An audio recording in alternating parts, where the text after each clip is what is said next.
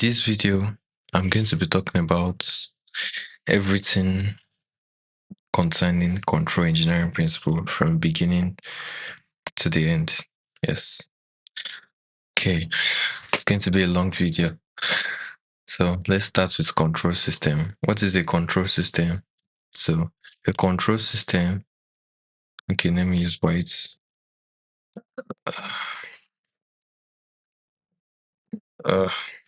Okay. A control system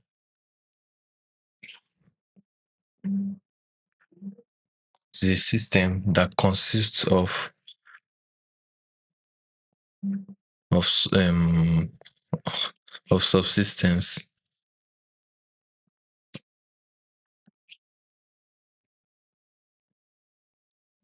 and processes or plants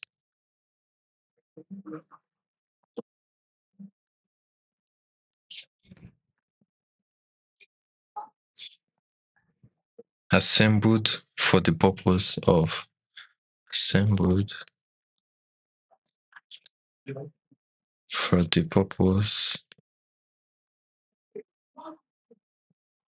obtaining a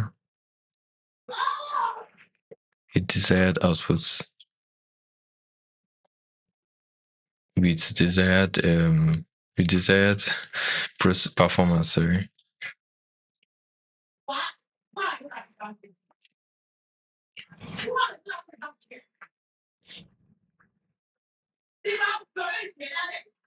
Given a specified input, given a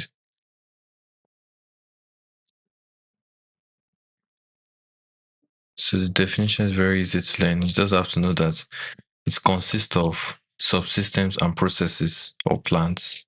So those are the two things it consists of. And what is the purpose of control system? It's for obtaining a desired output with desired performance given a specific input, specified input. So an example of control system that I can use to visualize this is your air conditioner. Let's say you want the temperature of your room to be 18 degrees.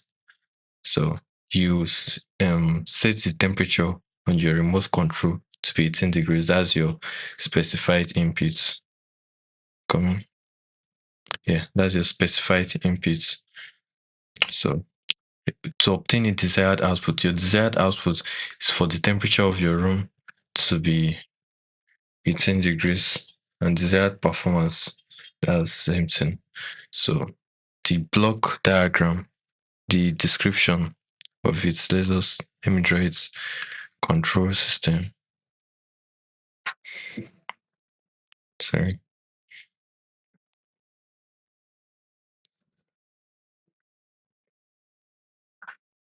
So you have your outputs and your inputs.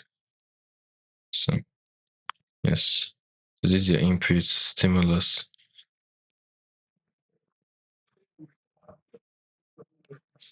And your outputs response.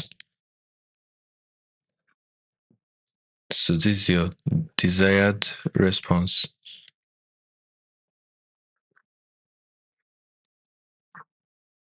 And this is your actual response, like what you actually got. Okay. Yes. So there are some concepts or definitions you have to know to be able to understand control system. But I guess we should all know that first you have your system that's it accepts inputs, processes it, gives outputs. You also have your control. Okay. You also have your control, this action or command. You have your inputs. I've explained it here. Your desired response. You have your output, the actual response you get. You have your feedback. I'll be explaining that as we are moving on in the video. So this is let me just explain this here. Your feedback is when your output is measured and fed back into the input. So then you have your controller. This is like the brain of the system that controls the decides which action will be taken. You also have your actuator, actuator. So this converts electrical signal to yeah, it converts electrical signal to um physical action, like your valve. Yes, you also have just something that's usually yes, like your fan now. You put in no, let's use speaker. Yes, speaker, that one is better. So you have your electrical signal and it's giving out physical parts like your sound. Yes. So next we also have classifications. That one we not really go much on that. So your classifications you have by origin, natural and man-made. For example, your of natural example of natural control system. You have your digestive systems, your solar system. Then for man-made, you have automobile. Okay. Based on construction, you have automatic. Yeah. That one you don't need anybody to operate the control system. It works by itself. Then you have your combination control system. That one you need man and some parts are automated. Yeah, like your car now. No, you have to human being have to be driving. But nowadays you have self-driving cars. But you get the point. So moving on. So you have two types of control systems. You have your open loop and your closed loop. Okay. So your open loop control system.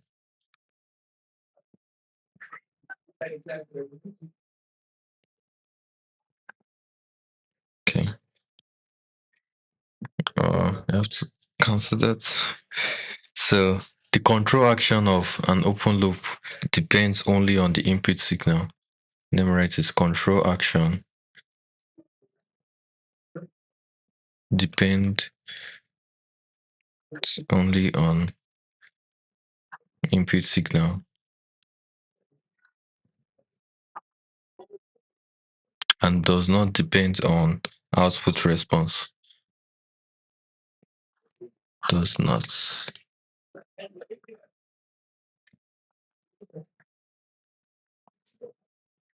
output response. So that means whatever you put, the input you put inside the system, that's the only thing that will affect the system. Let me just give an example. Okay. An example is your traffic lights. Yes. Then your traffic lights after specific seconds or minutes. I don't know how many minutes here. It will change color.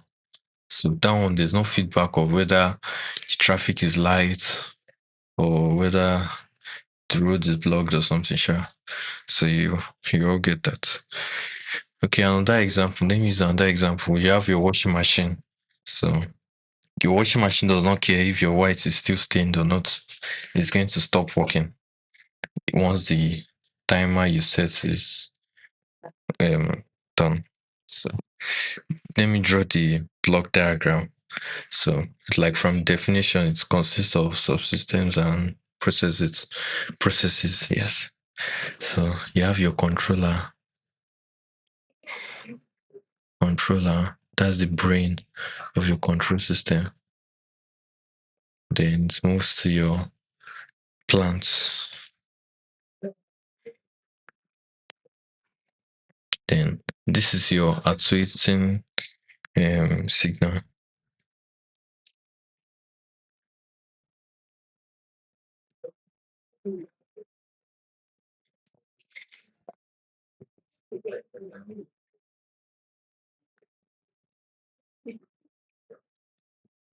Then you have your outputs. Yes. Oh, I forgot the inputs. This is your inputs here. So you can see your open loop control system. That's all you need to know. There are also advantages and disadvantages. Basically, it's very simple, it's economical, easy to maintain, it's very stable because it does do what you ask it to do. So disadvantages may not be accurate. So if you have varying input or parameters, so and cannot reject disturbance, and you also need to calibrate it frequently. Like yes, it's not automatic. So next, let's move to closed loop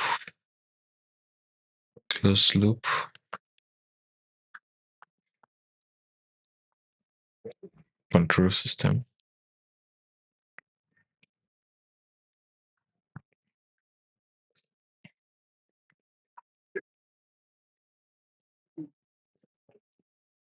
So the control action of closed loop depends on both inputs and the output response. So,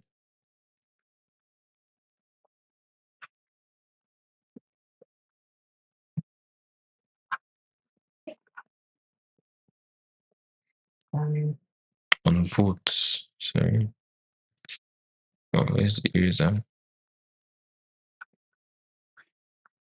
Inputs and outputs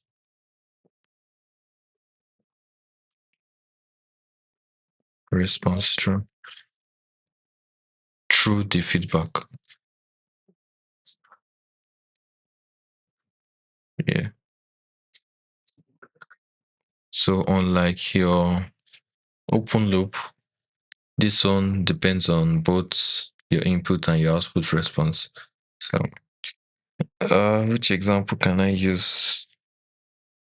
Okay. Yes, your automatic brightness for your phone. That one, it depends on the light intensity of the room.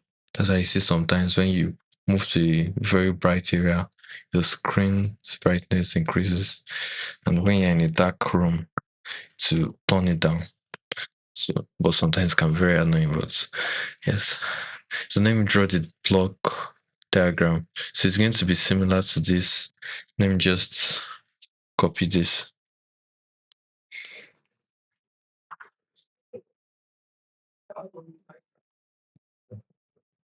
So with this one, we have now. Let me show you how I'll arrange this now. So this one is not going to be input there. You're going to have your, because you have feedback. So you have your error detector. So this is your error detector. Yes.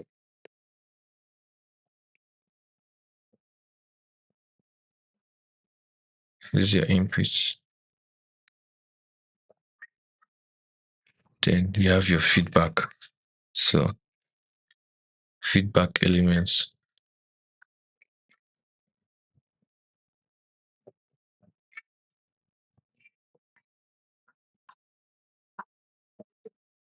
Okay.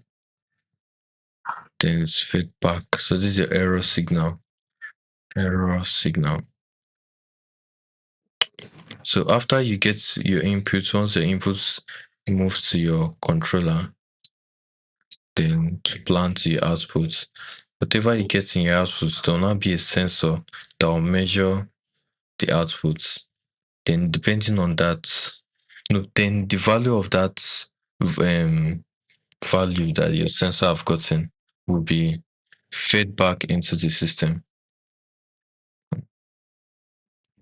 So you understand that. So there are advantages. The advantages are is more accurate.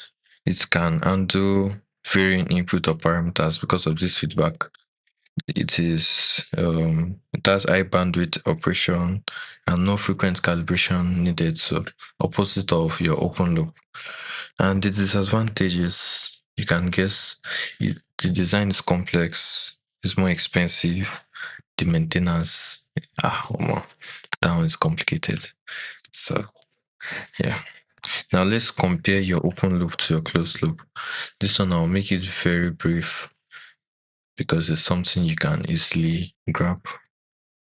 Okay, so I mistakenly paused the video and I meant to continue, but I've written it, so I'll just quickly explain it. So these are the features that we're using to compare our open loop to our closed loop. So your feedback, intelligence, stability, accuracy, design, cost, maintenance, error detection, disturbance rejection, bandwidth. So these are the parameters that we use to, they are 10 in number, to compare your open loop. So your open loop has no feedback, like that's what makes it open loop. Then it depends only on your inputs. Then your closed loop, your feedback is essential for it to be called closed loop. Intelligence. Your open loop cannot be intelligent because of it's not possible. It cannot be intelligent because it only depends on your input. So it's kind of just doing as instructed. So then your closed loop intelligence control action. For stability, it's you'll be looking at why is it unstable? It's stable because you just um you're just doing what it's asked to do. There's no need for sensor and sending back your output and recalibrating that, oh, let me adjust this, let me adjust that by itself. So your closed loop may become unstable in some situations. So for accuracy, hmm, your open loop is not accurate. Yeah, it's less accurate because sometimes your inputs may vary. So but your open loop will just do whatever it wants to do. So your closed loop is more accurate.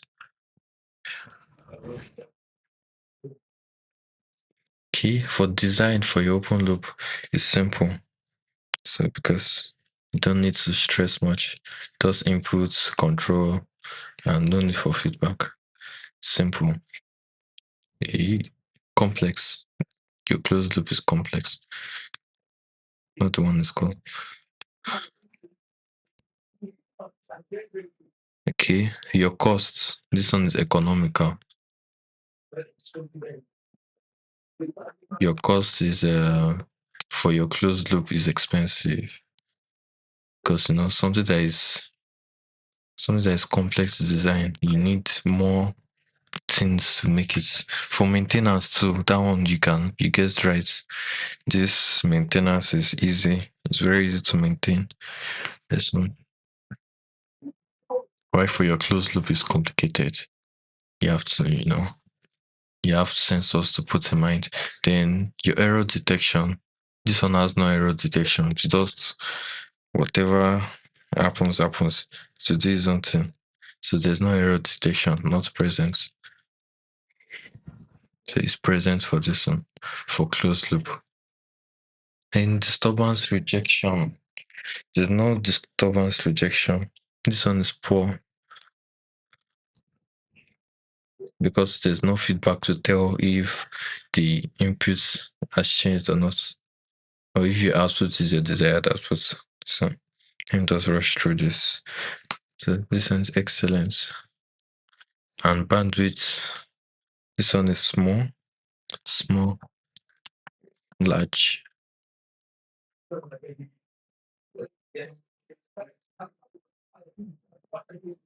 Yes.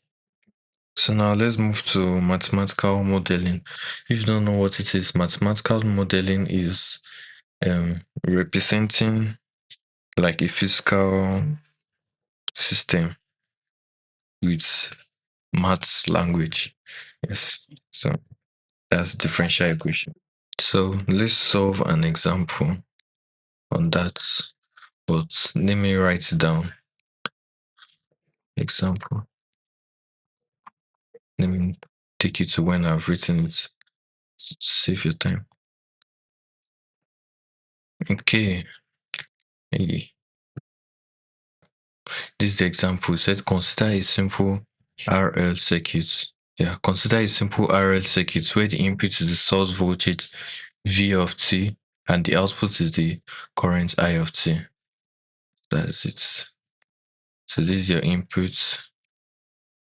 your inputs and your outputs.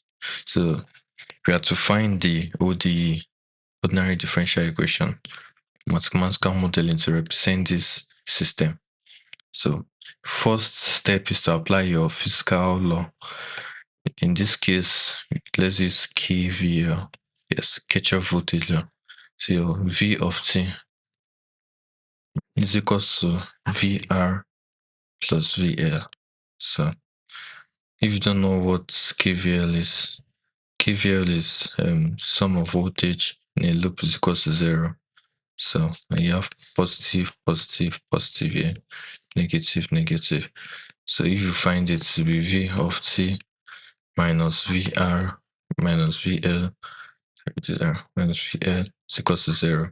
So these two here will come to this part, and that's how we arrived at this. So, and we also know that your VR, yes, your VR will be equals to, from Ohm's law, I of t multiplied by R. So I of t, R, and your VL.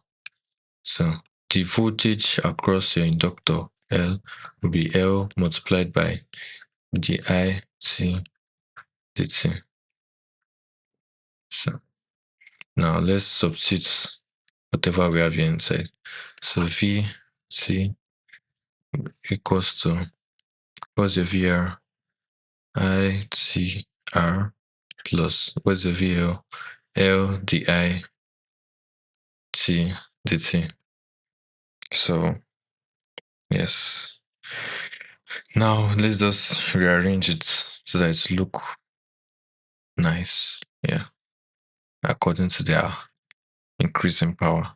So L di of t over dt plus R I of t is equals to V of t.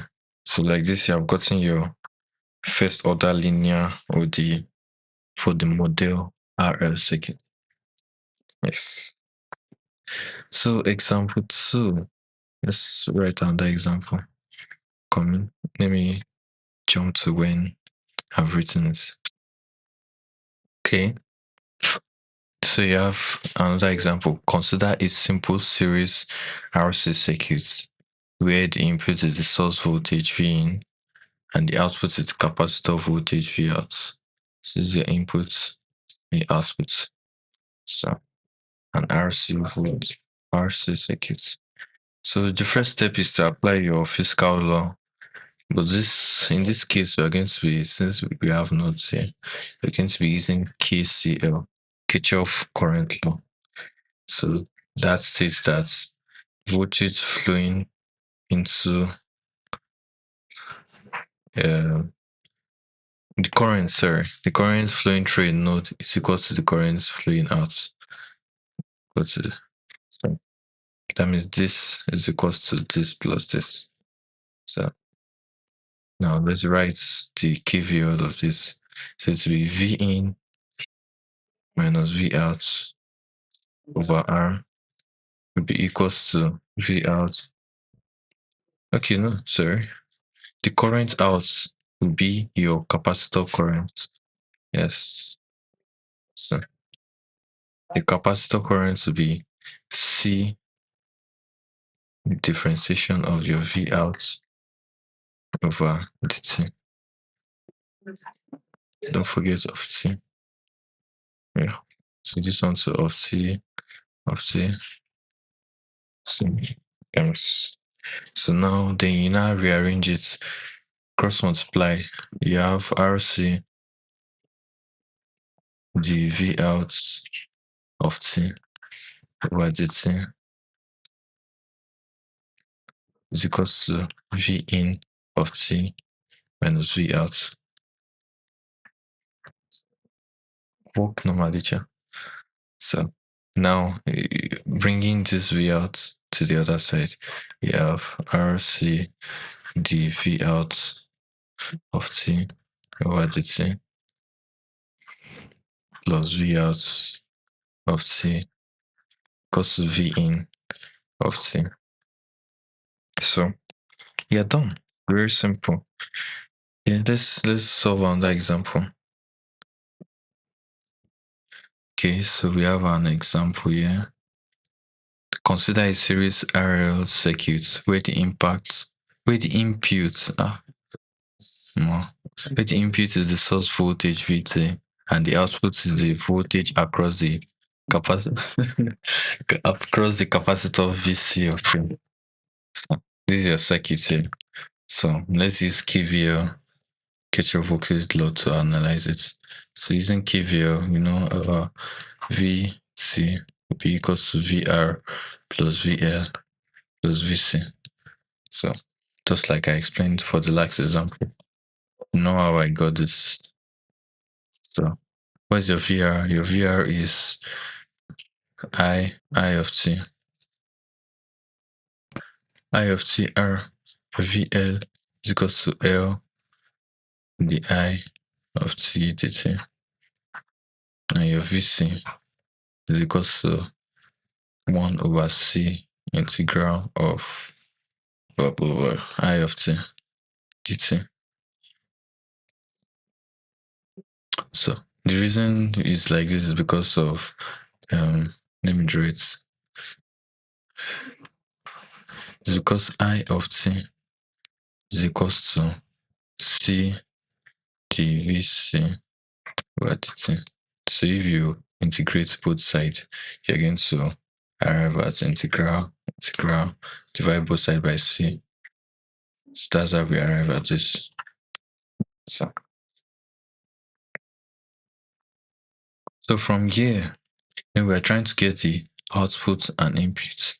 So we are not really using I, we need to use VC.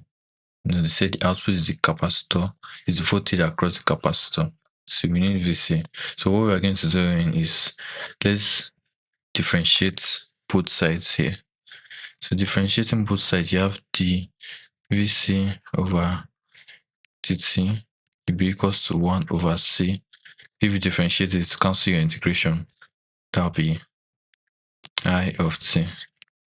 So then this will give you I of t be equals to C dvc over dt. So let's differentiate both sides again. Then you have di of t over dt will be equals to, that will be C d square VC over dt square. So now we're going to substitute this one. We'll substitute I of t inside this place. Substitute the I of t inside this place. So substituting it, you now have VT. And just put it inside everything. Equals to I of t times R. That's your VR. That's RC d VC over dt plus, what is your VL? Your VL is L di dt. And di dt is C d square base and this one share. So you have LC d square VC over dt square. Okay, plus what's your VC? No, you just write VC. No need to. So then rearranging it properly according to the order of their differential, whatever. Yeah. C over dt square. Okay, LC is there plus RC dvc over dt plus VC is equals to V of t. So from here, you can just decide to divide both sides by LC so that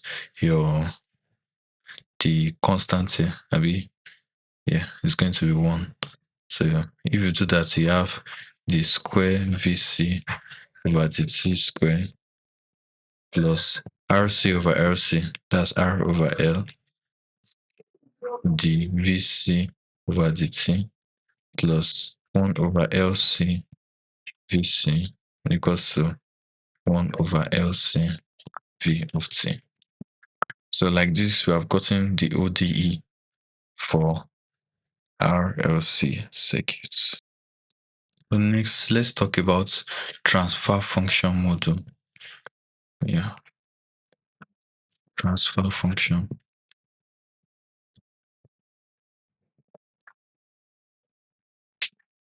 So we're dealing on how to find transfer functions. So okay, definition of transfer function is very simple. So you don't need to cram anything. So our transfer function g of s, there it is.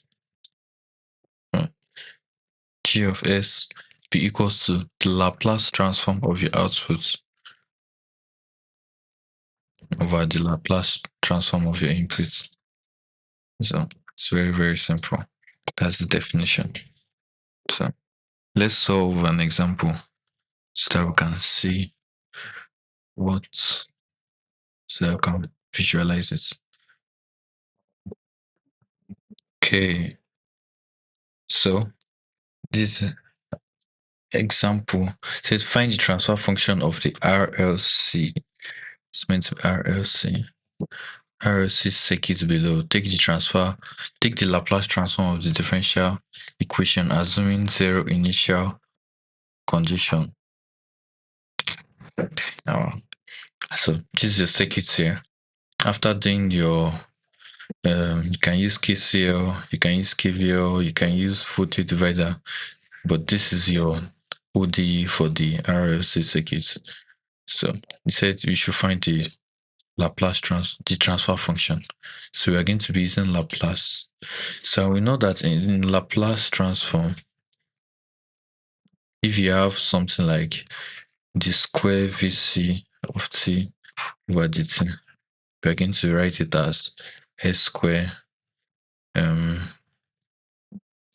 VC of s. Yes. So and if you have d VC of t over dt, we're going to write it as s VC of s. Okay.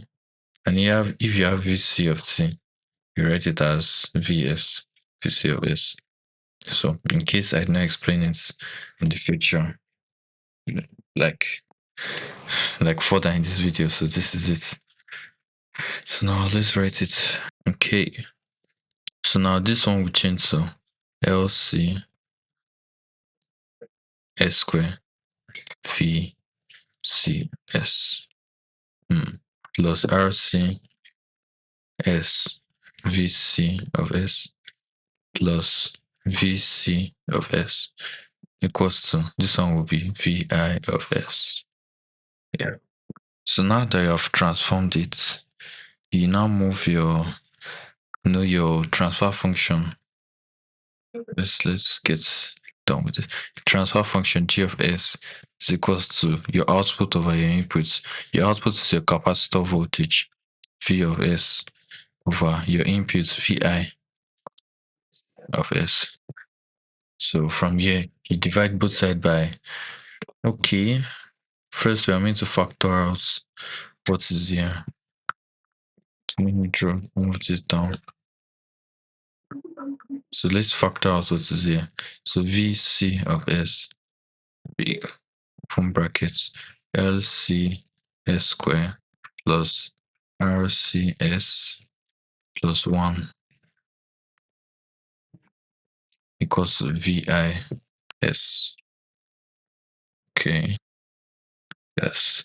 So now we'll be able to solve this. Divide both sides by VI over S, and this one you arrive at 1 over LC S square plus RCS plus 1. So like this is your transfer function. Yeah.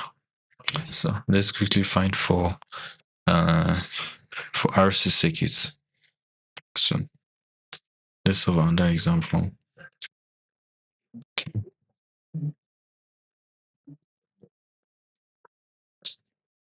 Example, transfer function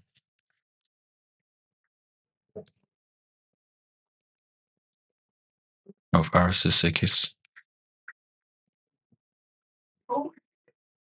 So from, let's say the output of the RC circuit, it'll be With the differential equation for the RC circuit is dv out of t over dt plus v out of t equals to v in of t. So to take the transfer function, this one will change to RC S. Okay, it's just S because there's no square here. RCS V out of S plus V out S equals to V in S. Okay, factor out V out of S. Bring this on here. RCS plus 1 or 1 plus RCS, whichever one you like. So you know your transfer function G of S is equals to V out of S over V in. So that will be equals to 1 over RCS plus 1. So like this, you have your transfer function. Yes. Ta-da. Okay. So for our RC circuits, let me draw our circuit so that we can further analyze this. Like I'm going to teach you other methods you can use to get arrive at this answer. No, this answer. Get your transfer function from the circuits directly. So let me draw the circuits. Okay, so done drawing. So before we move on, let me explain something that we should know when dealing with Laplace transform. You should know that your R, if you convert it to Laplace transform, is the R. Your L, if you convert it to Laplace transform, is LS. Your C, if you convert it to Laplace, it will give you 1 over CS. Yes, that's about that. So, let's see how we can analyze the circuits using KVL. So, now your KVL, this is your loop along this system. So, we are going to find for this. So, using KVL, white I want.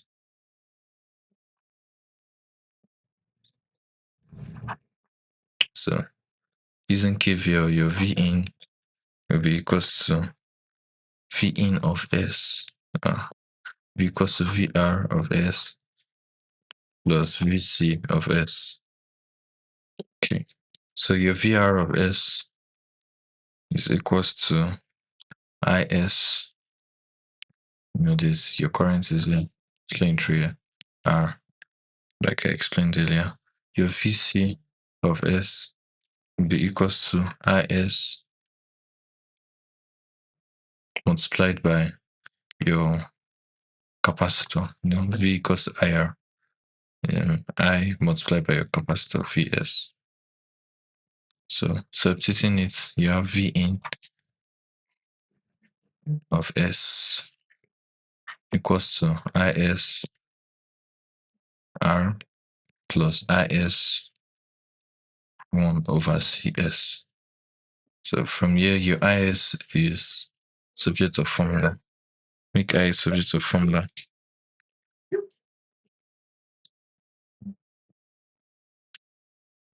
So factoring out your IS, that will be V in of S equals to IS from brackets R plus 1 over CS. Then that thing you should know here is that your V out times your C is what gives you your IS. So just from here, you make IS subject of formula. Some will you did there. So then you now write it out. So but okay. But IS equals to VC, then V out, sorry, of S multiplied by VC sorry, multiplied by C. Yes. Apologies for the errors I'm making. So now let me substitute inside. So your V in of S now be equals to V out of S multiplied by CS. Okay. That's R plus 1 over CS. So if you multiply that, you have V in of S equals to this CS. Use your CS to multiply this. Oh no, from here you can even okay, let me take it step by step, small. So you have V out of S, open brackets, R times CS, RCS plus this one and this one, they will cancel out. So they cancel out. So that's plus 1. And just okay. So now your G of S will be equals to V out over V in. That's equals to 1 over RC S plus 1. You can see that it's the same answer we got right here.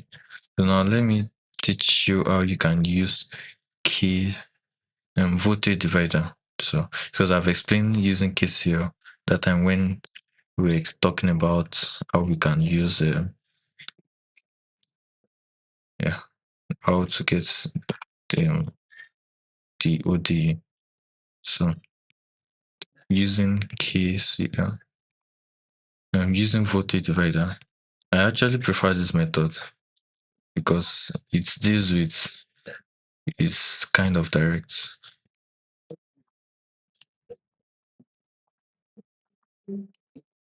So using voltage divider, your okay, I think let me just explain what voltage divider is. So your V out, your voltage divider, your V out will be equal to your V in multiplied by your output impedance of S over your total impedance. So this of S.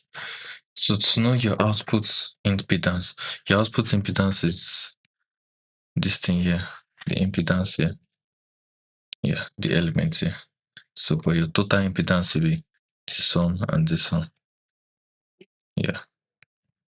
Yes. So let's get done. So set out of S will be equals to 1 over CS. Yes. So let me write it so. So your Z total of S will be equals to R plus 1 over CS. So this one here plus this one here. So now substituting it inside your big brother here. So your V out now be equals to your V in. I'm always forgetting of S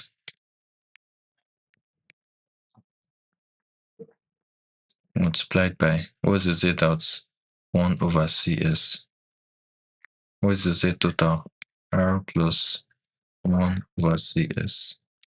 So your impedance G of S will be equals to V out of S over V in of S.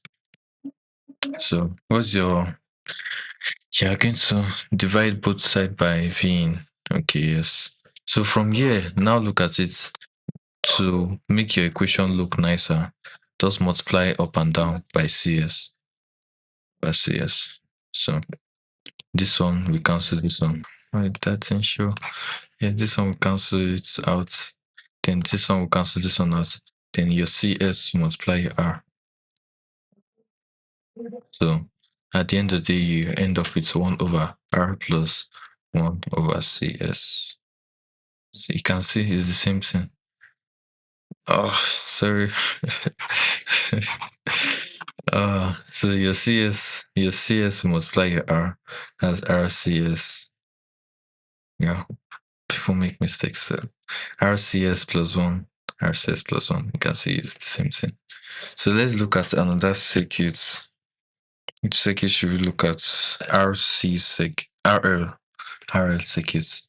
So let me paste the diagram here. So let me just write it so that we know what we're doing. Transfer function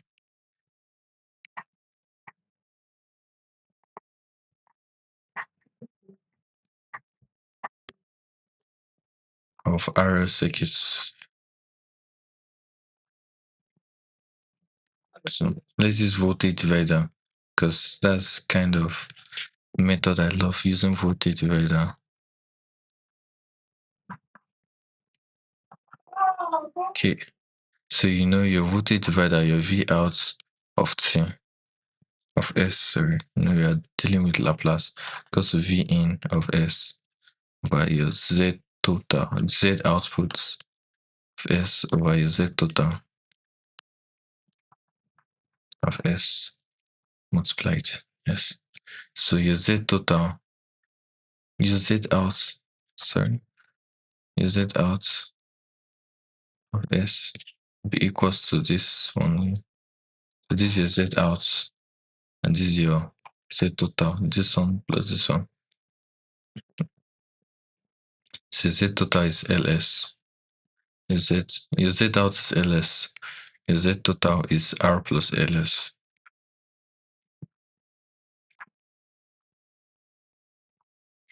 So writing it out, you have V out of S is equals to V in of S multiplied by LS over R plus LS. So from here, your transfer function is found already. G of S is equals to V out of S over V in of S. That's equals to LS over R plus LS. So you see why I love voltage divider. So it won't really stress you. So let's just quickly check for RLC circuit. Let me paste the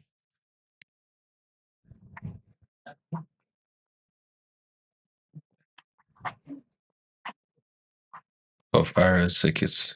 RLC.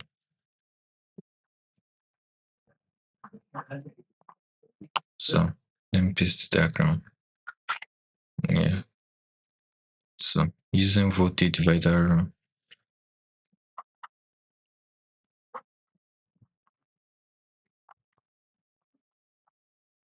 So your voltage divider V out of S is equals to V in of S multiplied by Z out of S over Z total of S. So your Z total here, your Z out, sorry, your Z out will be equals to VC, ZC. And what is the ZC? That's 1 over CS. So, and your Z total of S will be equals to R plus LS, this R here, R plus LS plus 1 over CS. So, writing that V out of S is equals to V in of S multiplied by, what is your Z out? 1 over CS over R plus LS plus 1 over CS. So, very, very simple. So now you already have your transfer function G of S be equals to V out of S over V in of S equals to multiply it up and down by CS. CS. So this one will cancel this one. This will multiply this will multiply this one will cancel. So just look at it closely. So I won't make mistake of let me write the denominator first. RCS plus LCS square plus 1 over 1. So can actually to arrange it according to their order, let's just come. So let's just do LCS square plus RCS plus 1.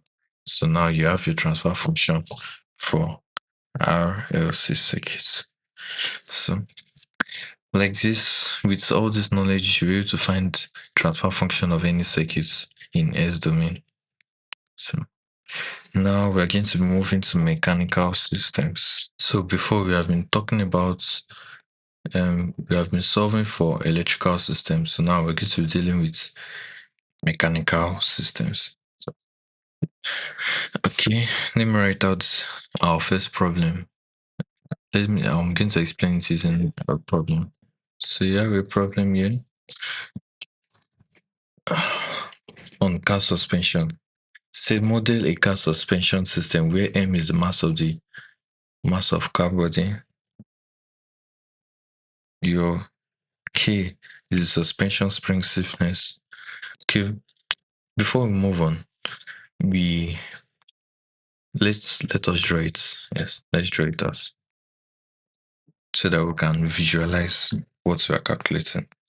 So let's draw our m, our mass. So our mass is the car body.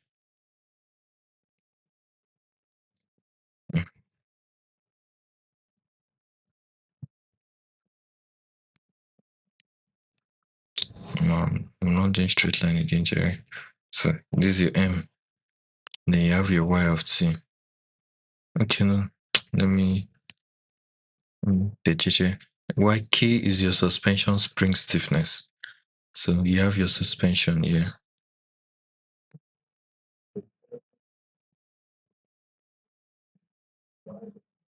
Okay. Say P is your shock absorber damping. This is your shock absorber.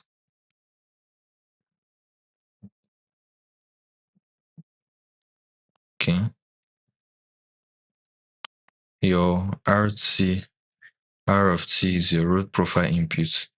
So this is your road. Your road is here. So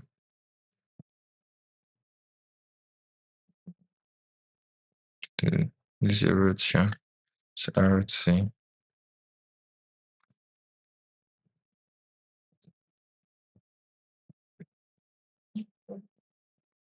So this is your K.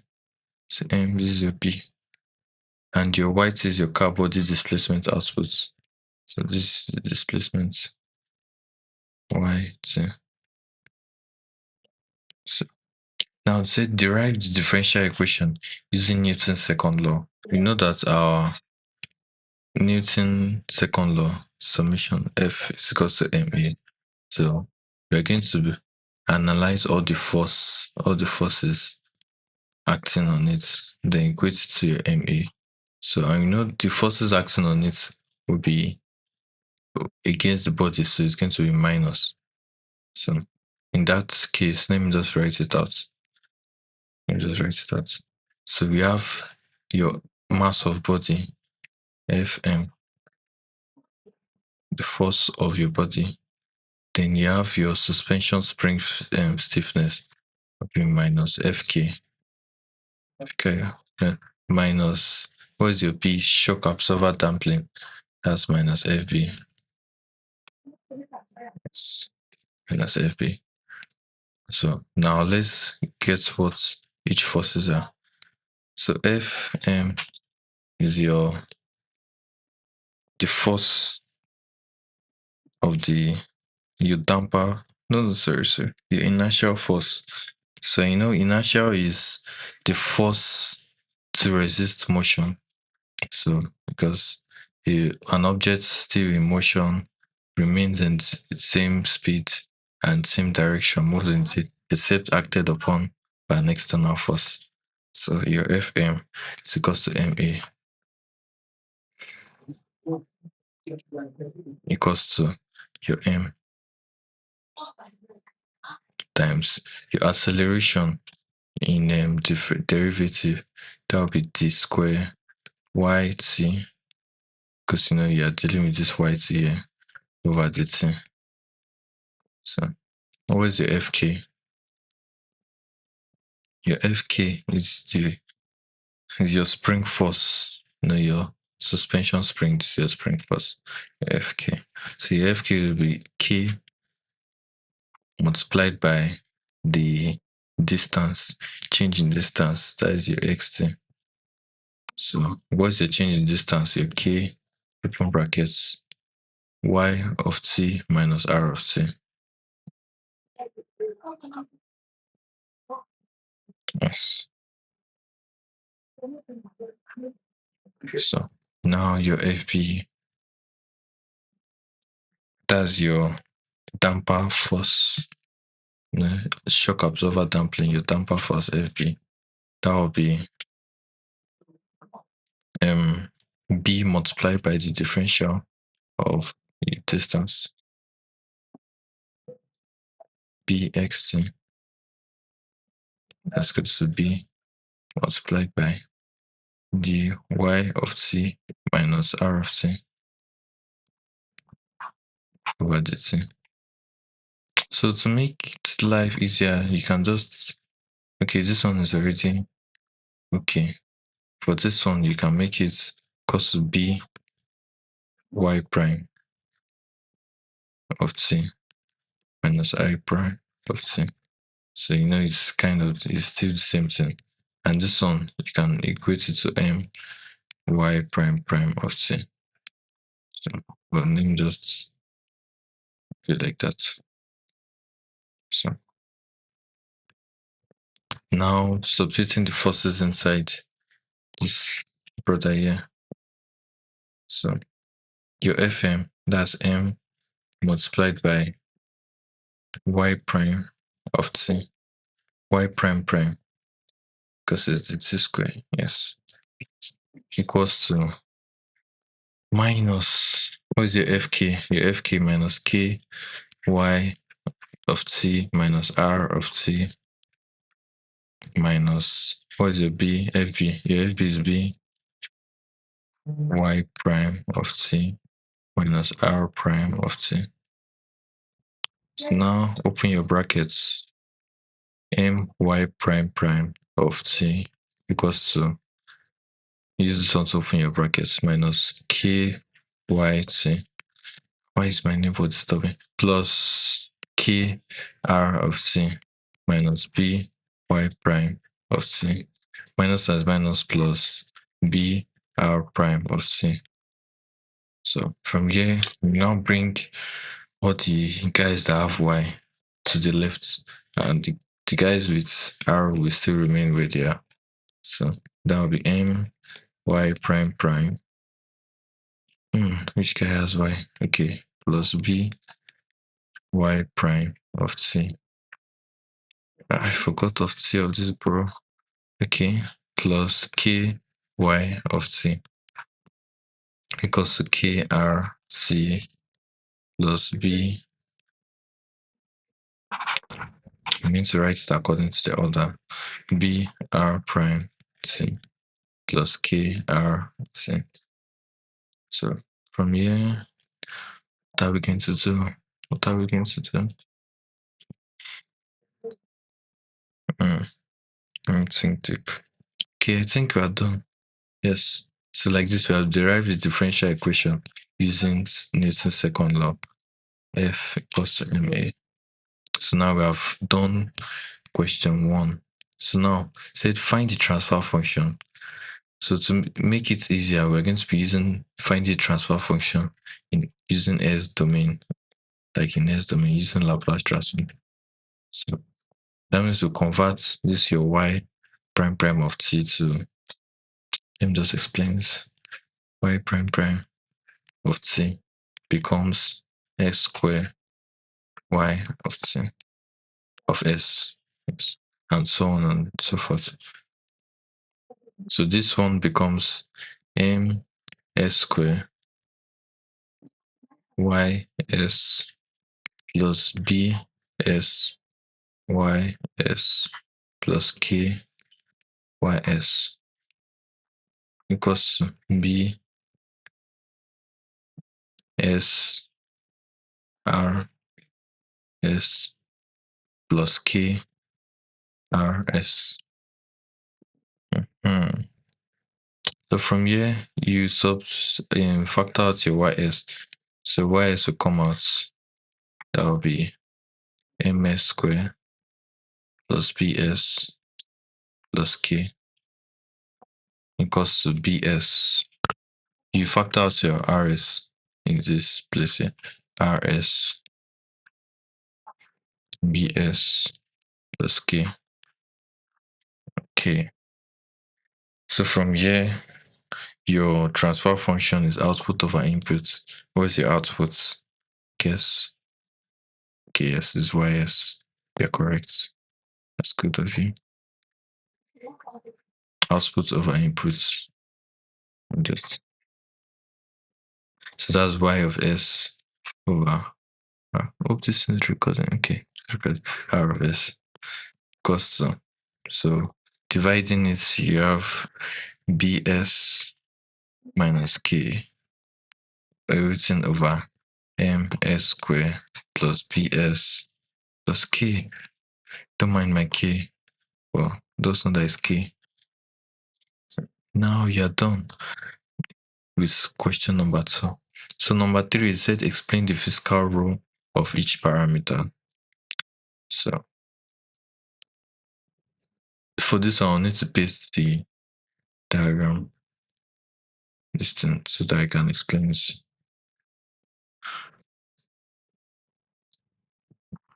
Okay. Okay. So this is number 3. The physical role. Physical role of each. So first you have your mass.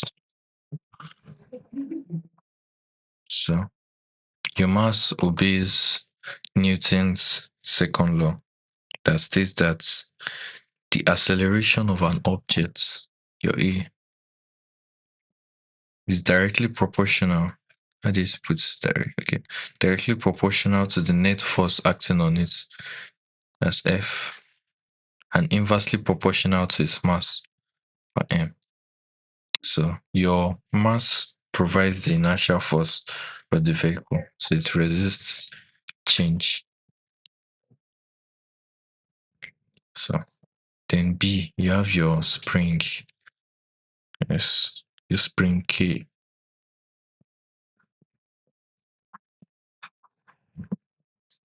So your spring, it provides the force proportional to the displacement. So your F of S, B. Yeah. So that's why you see when we were solving it, your K was multiplied by S. Yeah. By X of T. Because that's your displacement. So it provides the force. Let me use T. K X of T. So in real life, your spring is it's how will I put it? It makes the ride smoother. It supports the weight of the car so that when you hit a bump or when you enter a pothole, it just keeps it keeps the tire on the road. So now as you are going, it will be compressing and stretching so that you will not feel the force of the road. Then your B is your damper.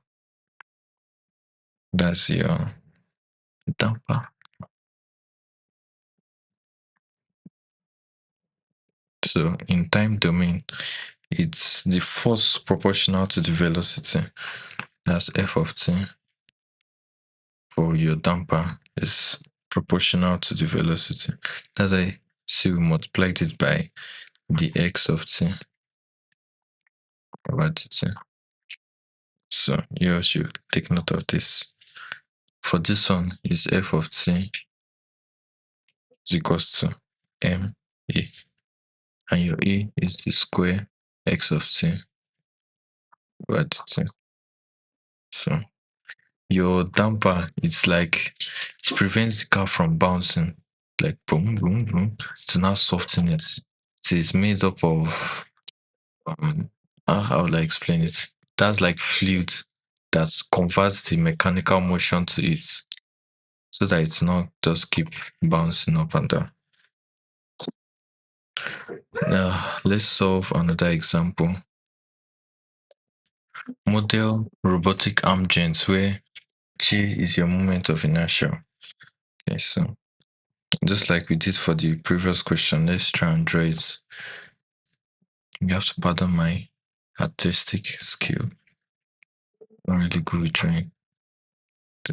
So this is the joint that is fixed. Set your okay.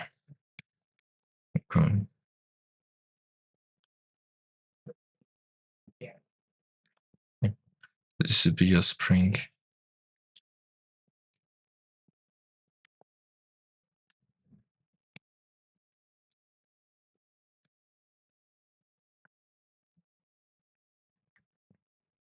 Trying to so that you guys will be able to draw the this thing.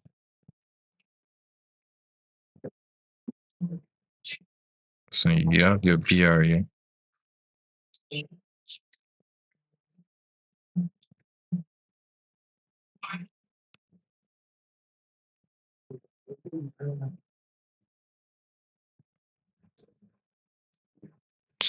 And this is your mass. Just coughing like this.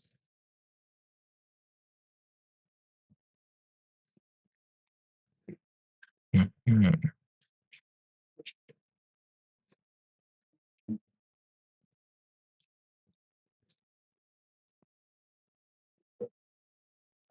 So now it said J is your moment of inertia. This is your J. This is your mass. Mass of the body. M. So this direction now. Set your rotational damping BR. This is your BR here. Battery. Rotational damper. Then your torsional stiffness KR. KR. This is it here, the spring. Then they said your motion torque inputs. So to be the rotation of this as T of T. Then it says your joints and your outputs. That will be here.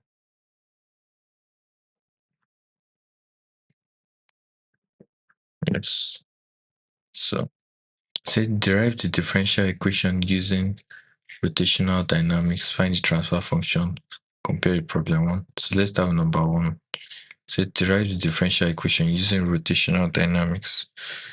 If let me explain rotational dynamics. Rotational dynamics is just like study of how things rotate or why it rotates. So that's what we're going to be doing here. So we're going to use the formula for moment of inertia and our torque. Yes. Formula for our torque. So our torque C is equals to C will be equals to your moment of inertia multiplied by your angular acceleration. Will come from that. Yes, angular acceleration. So that's it. And your angular acceleration, G, is equals to your theta, yeah, prime, C. So it's actually d theta, d square theta, t over dt square. Well, it's shorter and better to write like this. So now let's analyze the forces acting on this body. So we have your input torque, TT, this one here. So the input torque.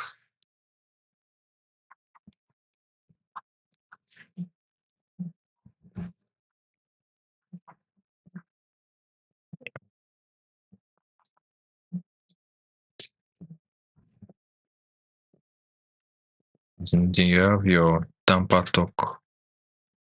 That your rotational damper torque.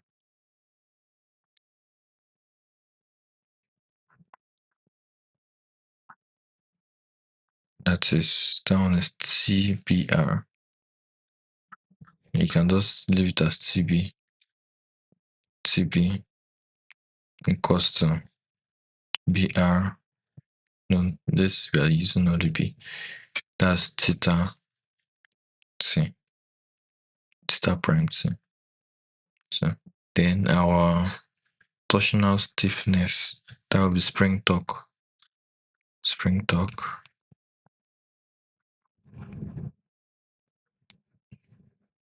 CK. That equals to your K multiplied by your theta of T. Yes. Looking at this force, we can see that your total torque, the sum of torque, will be equals to T of T minus TB minus TK equals to your J alpha. So substituting everything you have here inside. So it was your TT, we still write it T of T minus your TB, damper torque, B theta prime T minus where's your TK? That's K theta T equals to J theta prime prime of T. So now you bring all this to the right side. Start with T of T equals to J theta prime prime of T plus B theta prime of T plus K theta of T. So from like this, we have already solved number one. That is differential equation. This is differential equation. Next is to find transfer function of theta s over Ts. So if you want theta, we have to convert it to s domain. So this will become Ts equals to J. This one will become x squared theta s plus bs theta s plus k theta s. Factor out your theta s. That's Ts equals to theta s common. Open your brackets. Js squared plus bs plus k. Now find our transfer function theta s over t of s. So our g of s will be equals to theta s over t of s. So that's equals to 1 over gs squared plus bs plus k. So this is your transfer function. So now the third said compare this with problem 1 and discuss the similarities. So from okay, how can I explain this? Okay, I'll explain it with the diagrams. So let me paste the diagrams first. Okay, now let's compare them together. You can see that they are quite similar. The only difference is that this one is linear. This is your, which one is this one? Car suspension system, and this is your robotic arm joints. You can see that this your mass is in force, inertial force, and this your G is moment of inertia. So the only difference is just the both resist acceleration. The only difference is just the linear and rotational. Same thing with the damping coefficients. So this one is damping coefficient, this one is rotational damping. This one is spring stiffness, this torsional stiffness. Your RT is your road input, and this one, your TT, is your motor torque input. So this BR, this BR and B They both oppose velocity and reduce oscillation. So it's the same thing. That's the similarity. It's just this area for rotational. Your K, they both restore the force or torque. For this one now is force. For this one is torque. So back to equilibrium. Which other similarities can I do this? Okay. Your y of t is your body displacement. And okay. Your theta of t is your joint angle. They are both system output displacements. Just linear rotational. I think that's about that. So you can also compare using the final answer you got, like your transfer function and your second order differential equation. So that means we are done on mechanical systems. Next, we're going to be talking about block diagram representation and reduction. So let me write it out. Block diagram representation.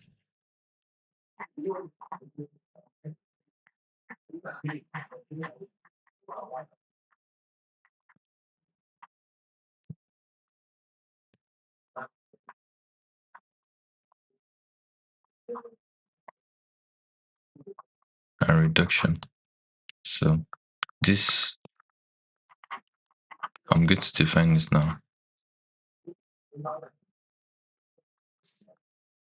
Your block diagram is a shorthand pictorial representation. Let me write it, then I'll explain it once I'm done. The block diagram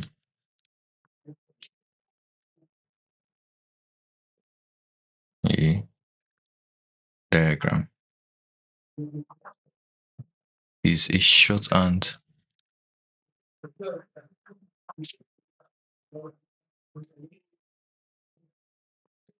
pictorial representation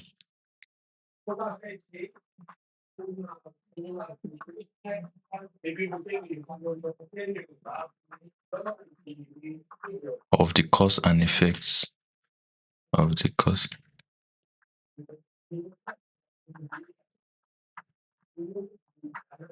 relationship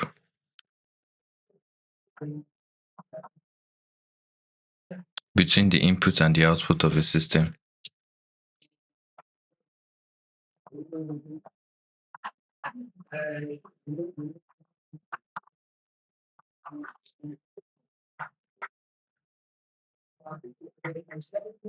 Of a physical system.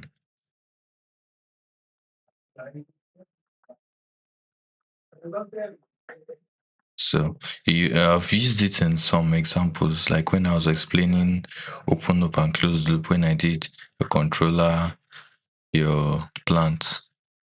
So to represent, so these blocks now, yeah, the components of block, it has a transfer function that defines the relationship between the input and the output.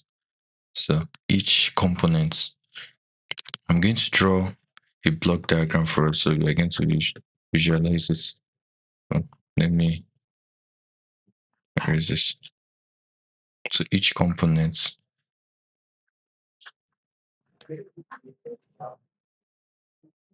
or block has a transfer function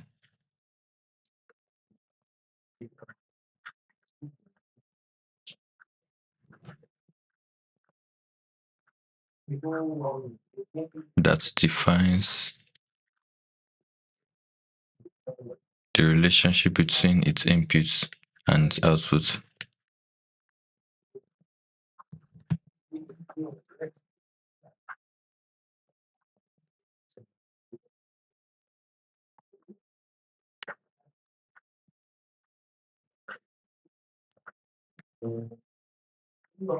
So instead of just writing like your alphabet and numbers, block diagram is very good to visualize, like to understand the dynamics of a system. So there are basic components of a block diagram.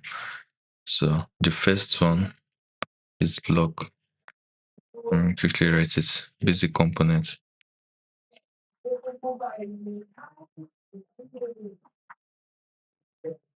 So when you have your block, so like I've defined here, so your block has a transfer function that defines the relationship between the inputs and the outputs.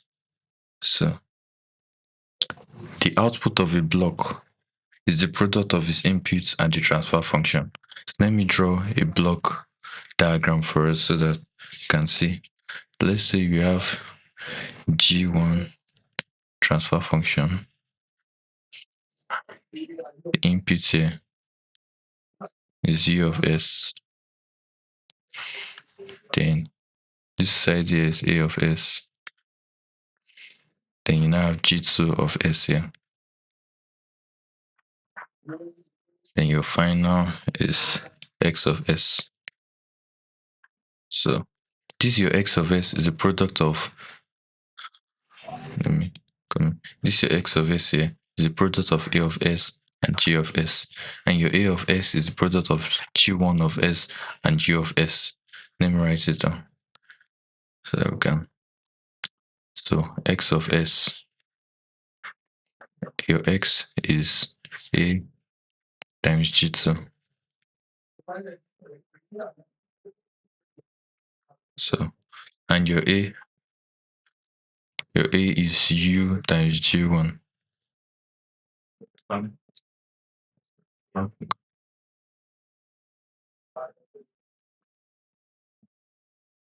G1. So then substituting it inside, X of S will be U1 U G1 G2.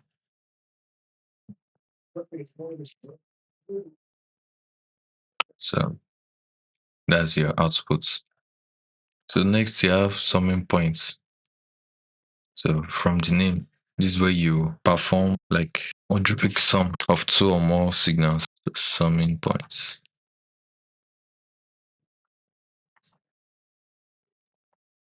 You can call this comparators, but me summing points is okay for me.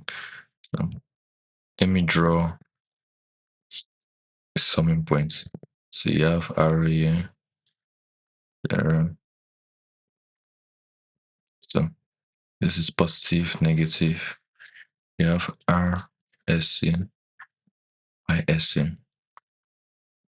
Then your outputs is S. So from here, your ES will be equals to, your E will be equals to RS minus YS. So it's because of this plus RS minus YS. That's why we have this. Same thing if you have positive. So, so positive, positive, ES. For here to your ES be equals to RS plus YS. Okay. Yes. So third, you have your takeoff points. Maybe yes, takeoff points.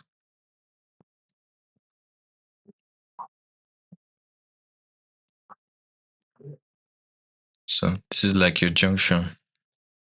So it's similar to like that one in that of your circuit. So let's say you have a signal coming from here, and then you now have like something coming out. So this is like this is a takeoff point, your junction. So it is used when a signal is to be applied to more than one block or summing point.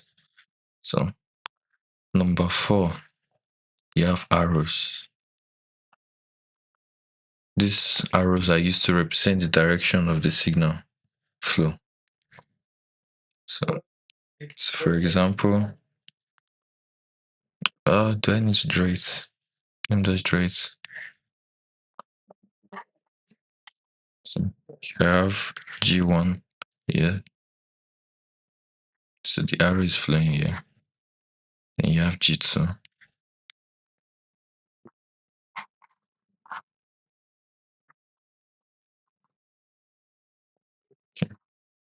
Then you have your summing point here. Plus. plus this one is going out is XS. Your input is US. So this P now is your takeoff points. You have A1 here. You also have A1. So you can see this is the direction of your signal flow. Okay. So if you want to write the output of this will be equals to U of S open brackets. So you said your output of your block is the product of the transfer function and the input. So this one X of S will be equals to U S open brackets G1 plus G2.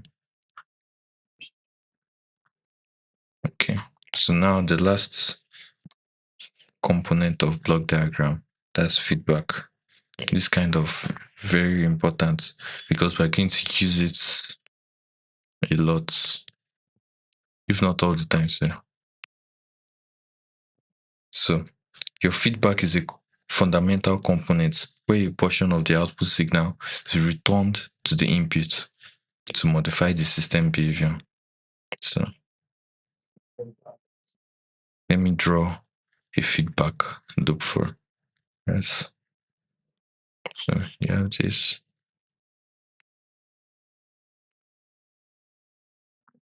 GS. Then you have YS. Then you have your feedback. This is your feedback here. So now you see that this arrow is pointing here. That means the direction of the signal is in this BS. Your input is RS, is US, and your sign positive, negative. So now let's analyze this block diagram let's get our Y of S. So can see from here, from your Y of S is equals to G of S times G of S. Let's write that.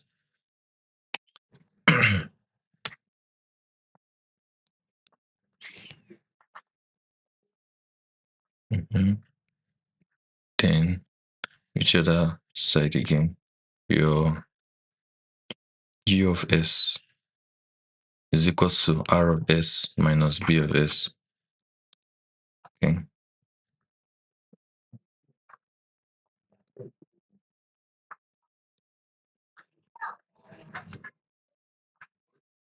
So, and what's your B of S? You can see B of S here is this product of this and this. So B of S is H of S times Y of S. Let's write it. B of S equals to H of S. So now to listen like okay. Now to get what our Y is, we'll substitute our B of S inside here. Then we'll make US subject of formula and substitute inside this place. So this one can be written as U of S equals to Y of S over G of S. So substituting it inside this guy here. So you have Y of S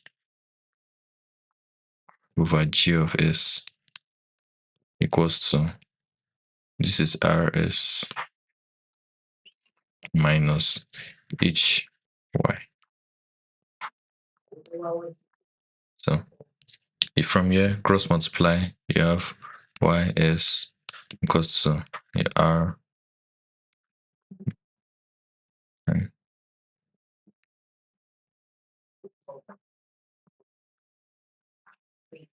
minus G of S Y of S. So you bring your y of s to the other side. You have y of s plus gs hs ys equals to rs gs. So from here, your y of s is common, so you factor it out. So this will give you 1 plus gs hs equals to rs gs. gs rs, either way is still the same, no matter the order. So from here, divide both sides by 1 plus g of s. So then you arrive at the output equals to 1 plus g s hs, everything over gs, then rs. So this is very, very important. So this is the transfer function of any feedback loop. So now we know that if you are to find if we have this block diagram, okay, I'm going to we'll move to that. That's what we are moving to next. Block diagram reduction technique. So the techniques to reduce a very complex block diagram.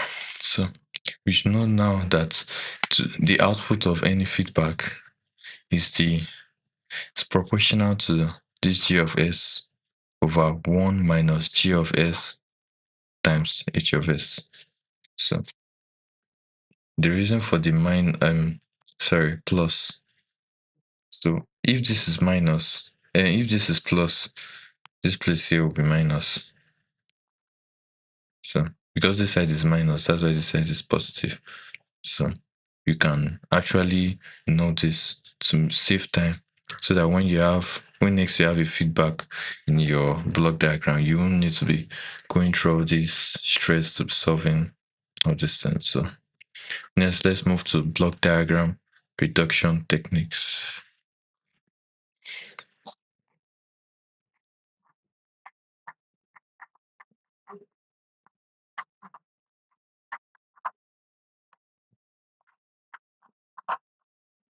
The reduction techniques. Yeah. There are some things you need to know in order to be able to reduce a block diagram. First thing you need to know is that if you have a parallel block, like let's say you have something like this. Okay, let me talk about series first. You have G1, you have G2. It's just there's something behind, there's something above.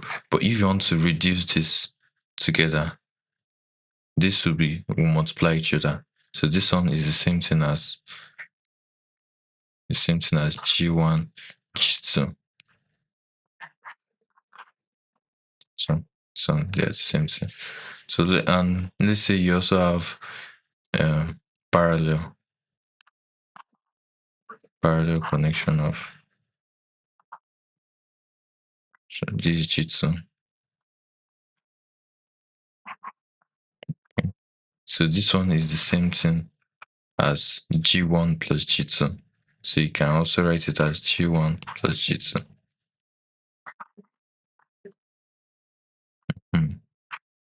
So now that we know that, let's move to an example. You can, if I want to, there's also moving a branch point so that you need to know, but it's best I explain it with an example. Okay, so this is the example. Find the transfer function y of s over r of s of the system with multiple feedback loop. So this is the system here. To find the transfer function, we're going to use block reduction. Solution.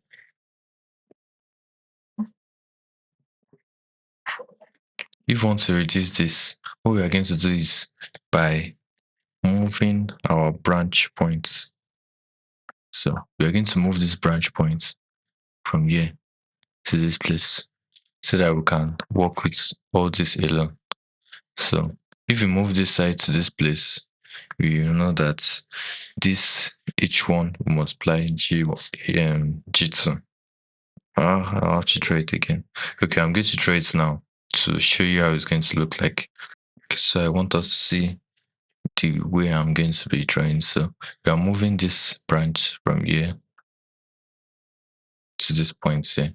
So let me write it now. So your H1 will multiply G2. So that will be H1 G2. This one will become H1 G2 or G2 H1. But I prefer to write it as G2 H1.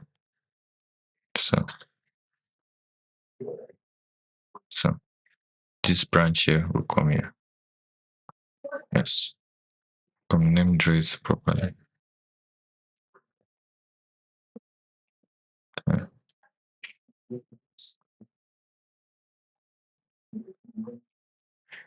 This thing is fixing.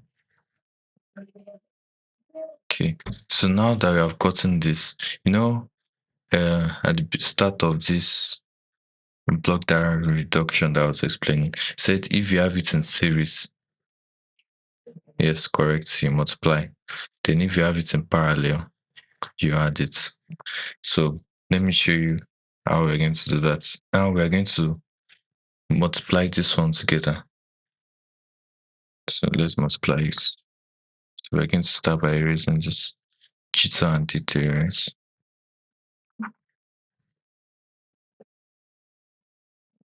This will become G2, G3. So, and this will come here and come here. Yes. So, and now this one is in parallel. So then we'll now have G2, D3 plus G4.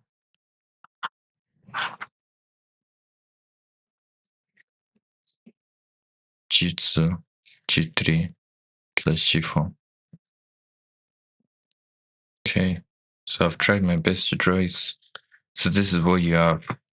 Then remember, we talked about feedback. The feedback that I said your output will be equals to a G1 over G1 over 1 plus. Okay, I forgot the signs, guys. This is positive and this is negative. Sorry about that. Positive, negative, positive, negative.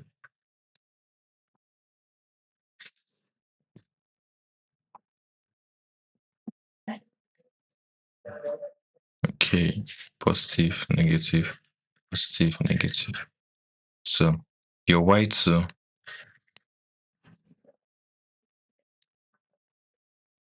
so your Y2 will be, everything here will be equals to, everything here will be equals to G1 over 1 plus, because the side is minus 1 plus G1, G2, H1.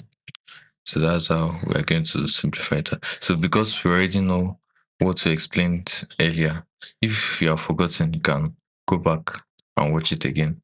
So to save you time when you are solving examples like this. So let me draw it so that I can show you. We're going to erase this part. Yeah. Mm. So everything here returns to G1 over 1 plus G1, G2, H1. Yes. Please let this into well. Okay, yes. Then this one will come here,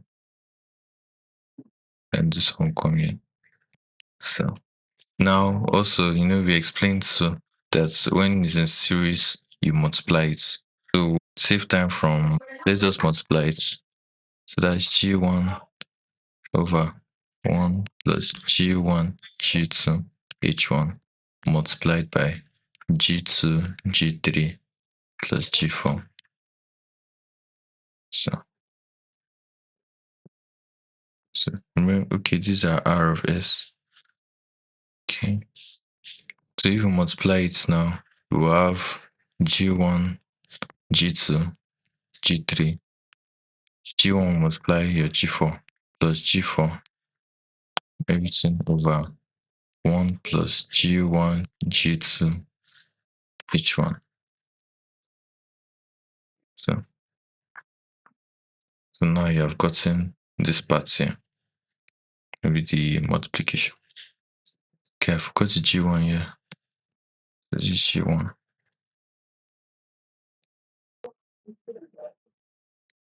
So now that I've gotten this, I can now paste this inside this area here. So let me paste this down so that I can insert it. Okay, so now let me insert this inside. So you erase all this, then you paste in this guy here. So let's paste it.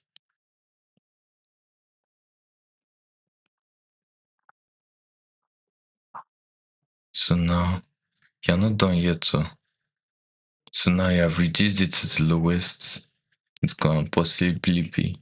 So this is lowest. So we also know from our feedback that I've explained before that it will be this guy here over 1 plus this multiplied by your feedback. This is your feedback. So that's how we're going to do it. So now let me write it. This one you have to be very careful so that you don't make mistake. This is your R of S. Let me just put S here. So I know that we are finding our transfer function. Our transfer function is Ys over Rs. So now let's find the feedback of this. So then you have this over 1 plus the same thing times 1. The reason it's times 1 is because, there's no, so this side here is 1. So now that we have this fraction, we can now multiply up and down the numerator and denominator by 1 plus G1, G2, H1. So we are doing this to eliminate this our fraction. So now let's do that. So if you multiply the numerator, you have G1, G2, G3 plus G1, G4. Everything over. And don't forget it's Y of S equals to.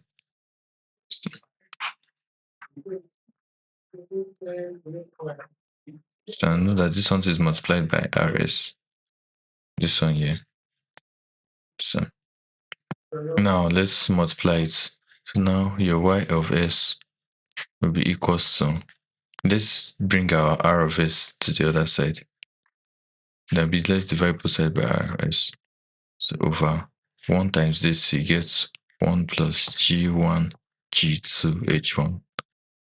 Yes, then if you multiply it by this, it cancel out. Then you're left with plus G1, G2, G3 plus G1, G4. So like this is your transfer function of the system. So that's the answer. So now if I want, okay, there's also another one, a special case when there's disturbance. So I'll briefly talk on that, but it will be very brief because it's not really common like that. So let's say you have, let me just write with disturbance.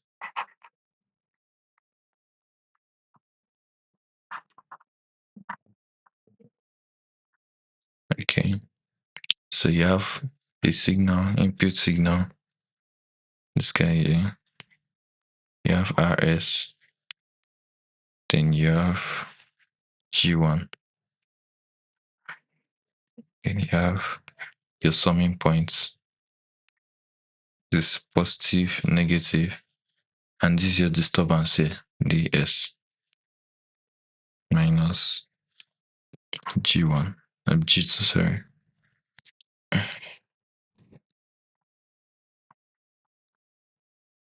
Then your outputs ys. Okay. Then your feedback.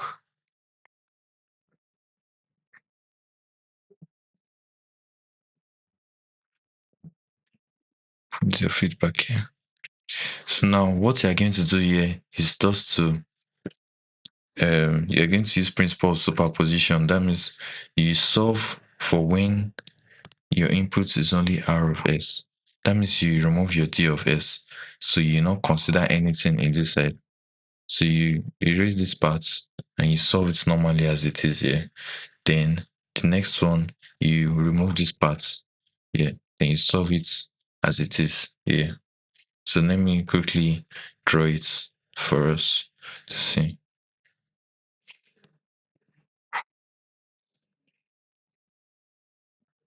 Okay. We are going to solve for our RS when there's no disturbance here. You can see there's no disturbance. Solving this one, we should know that from our feedback, your Y of S over R of S will be equals to G1, G2 over 1 plus everything multiplied G1, G2, H1. This is for your R of S. So if you now have with your disturbance, then you now find for your disturbance, sorry. You remove this part. Yeah. So this side will be connected together. So if you want to draw it in a way that will kind of look nice. Okay. Sorry, this minus is still here. Please don't forget your signs. So you're removing this part. So your minus is here. So if you now solve this one, your D of S, let me draw it again. So you have ds, then it's entering to your G2, then you have your output ys.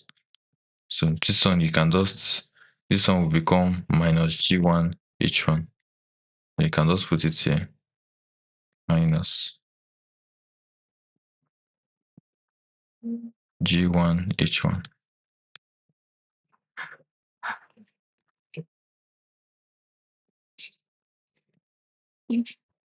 Yes. So, and no, this one is minus here. So solving the feedback of this, the y of s over d of s will be equals to, what is your, okay, that will be G2 over 1 plus, this one will multiply this one, G1, G2, H1. So therefore, your transfer function y of s will be equals to ys over rs plus this one. Yes.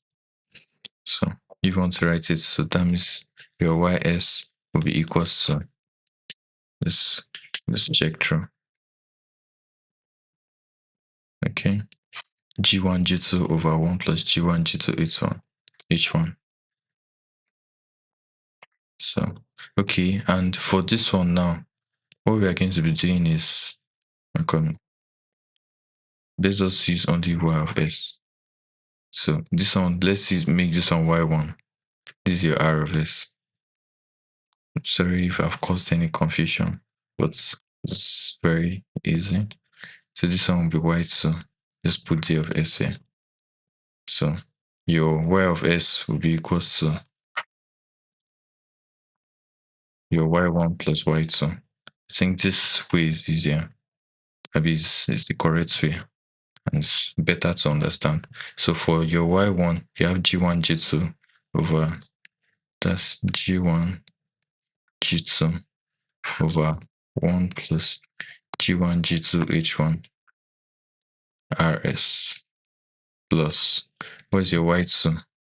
G2 over 1 plus G1 G2 H1 ds. So like this, you have solved for when you have disturbance. So now let me solve a question. Let me write out the question. Okay. Said consider that the forward path transfer function matrix and the feedback path transfer function matrix of the system shown in the figure below are G of S. You have this. And they determine the transfer function of the closed loop system. So you can see this is like your feedback. And from what you know in your feedback, your Y of S, your output over R of S is your transfer function will be equals to. So because I've explained it earlier, I won't solve it. I'll just write the answer. So you have GS. But if you are to solve this normally in the exam, make sure you show the workings, like I've explained in the how you got this. So it'll be 1 plus, okay, I forgot my sign. This is plus and this is minus. So because this is minus, this one will be plus GS HS. So this is your transfer function. So what you're going to do is you're going to substitute everything here. G of S, H of S.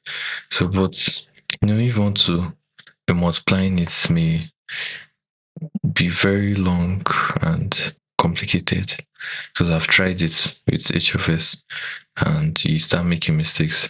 So what you just have to do is to approach it in a smart way. This is your H of S. So H of S is identity matrix, and your identity matrix just works as it's basically 1. Because see, if you find the determinants, 1 times 1 is 1, 1 minus 0 is 0. So if it's multiplying anything, it's still 1. So you can further break this down to be equals to G of S over 1 minus G S. So now we know that the only thing we are going to be doing is G of S. We'll be multiplying it by your inverse of 1 minus G of S.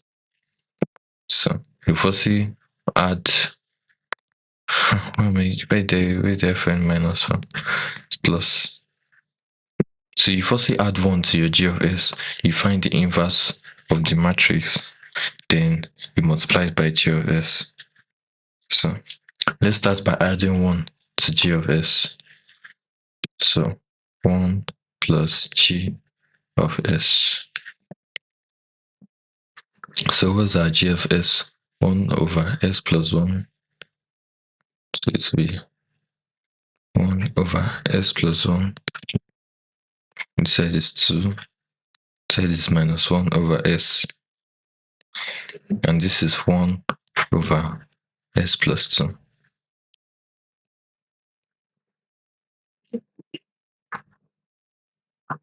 So then you add 1 to it. Add 1. So if you want to add 1 to it, that will be, this one will not give you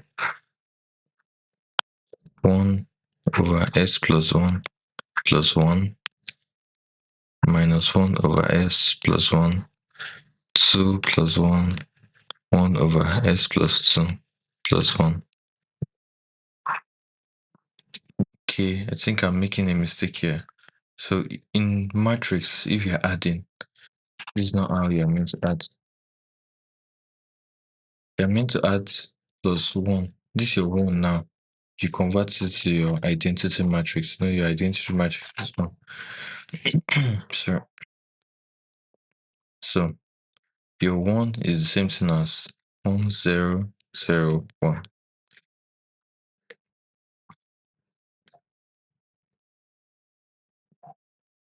So that will not be equals to, so will give you 1 over S plus 1 plus 1, 2 plus 0, minus 1 over s plus 0, 1 over s plus 2, plus 1. True. Now, this will become, let me just write it here. So, your 1 over s plus 1 plus 1 will give you, your LCM will be s plus 1. So, s plus 1 and s plus 1, this one will be 1 plus s plus 1. So, everything will give you s plus 2 over s plus 1. So, it will be s plus 2 over s plus 1. This one will give you minus 1 over s. This one will be 2. Now for this one, to be 1 over s plus 2 plus 1. Your LCM is s plus 2. S plus 2 and s plus 2, that's 1 plus s plus 2. So this one will give you s plus 3 over s plus 2.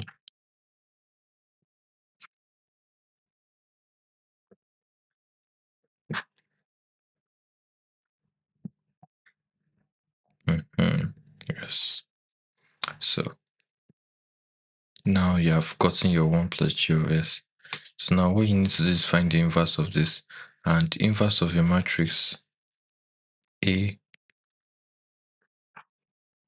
is equal to 1 over the determinant of the matrix multiplied by adjoint, the adjoint of A.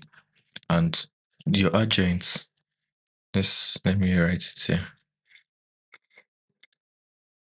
So your adjoint of matrix A. Let's say your matrix A is A, B, C, D. The adjoints will be equal to D minus B minus C, A. So you're swapping this side and you're multiplying, you're putting negative in this side. So that's for your adjoints. So let's first start with the adjoints. Let's find adjoints of this matrix of 1 plus g of s. Let's call it A for now.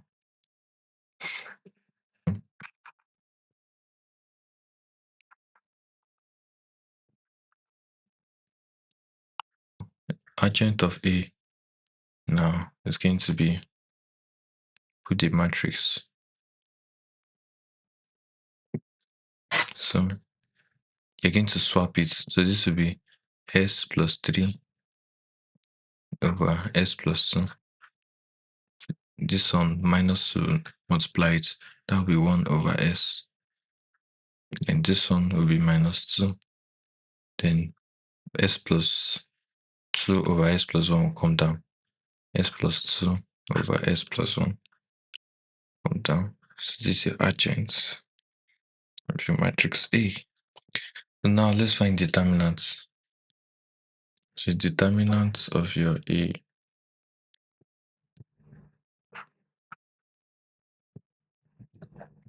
will be equals to this times this minus this times this. So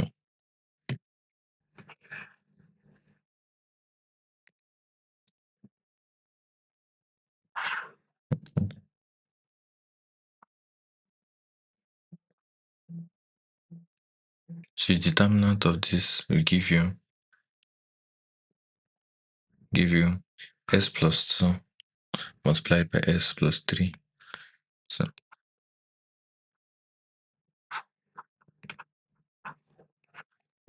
multiplied by s plus 3 over s plus 2.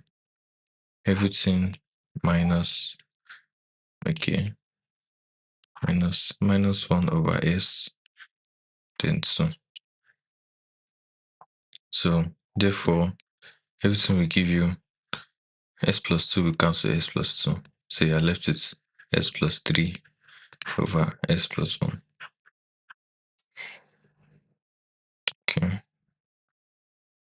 plus minus times minus will give you plus. So you're left with 2 over s.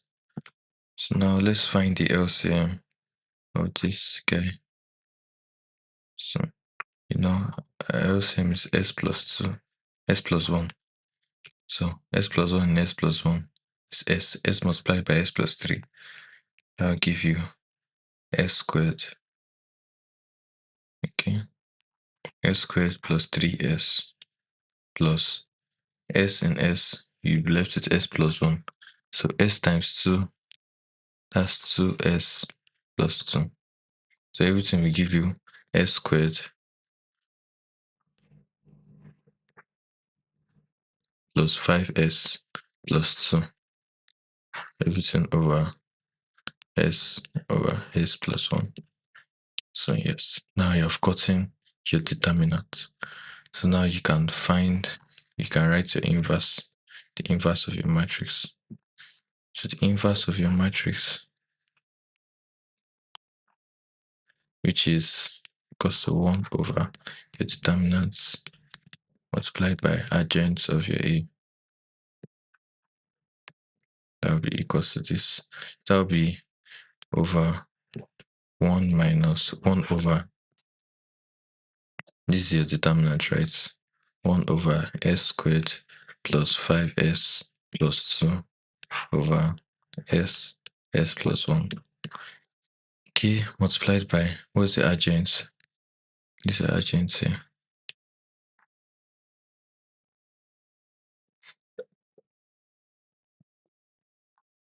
So multiplied by this. So this one can actually come up. You can write it up, from your fraction. So it will be s over s plus 1 everything over s squared plus 5. Let me write my 5 so that it's not confused with s over 2. Then your matrix s plus 3 over s plus 2. 1 over s minus 2, s plus 2 over s plus 1. Okay, so now we have gotten inverse of the matrix. So what is left for us to do now is to multiply the inverse, notice the inverse here, by g of s. So let's write it down.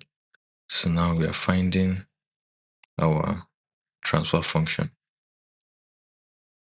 So let me just put s t to represent transfer function equals to, what is our g of s multiplied by 1 over 1 plus g of s. So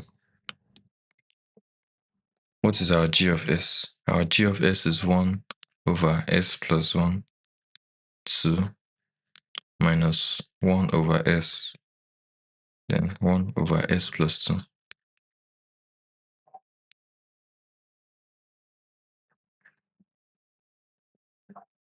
Multiplied by our matrix here. Let me just copy this.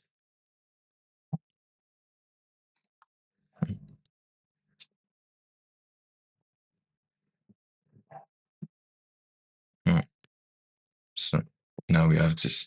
Now let's multiply it together. So to organize it, what I'm going to do is multiplying the matrix first. So multiplying this matrix by this matrix. So I'll do it step by step. So let me start with our first elements, our elements one by one. So we are starting with 1 by 1.